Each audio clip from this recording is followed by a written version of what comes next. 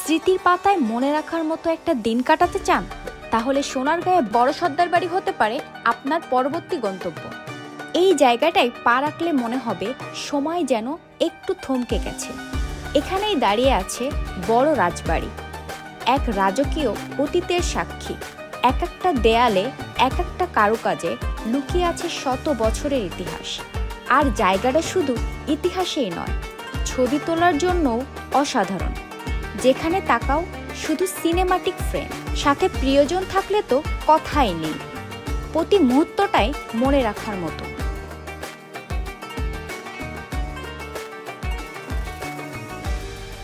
আরেকটু সামনে গেলেই পৌঁছে যাবেন পানাম নগরে।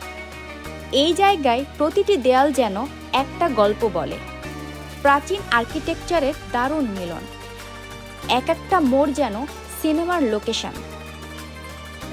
ঢাকা থেকে সোনারগাঁও যেতে সময় লাগবে মাত্র 1.5 ঘন্টা। ঘুরে আসুন, ছবি তুলুন আর প্রিয় মানুষগুলোর সঙ্গে কাটিয়ে নিন স্মরণীয় সময়।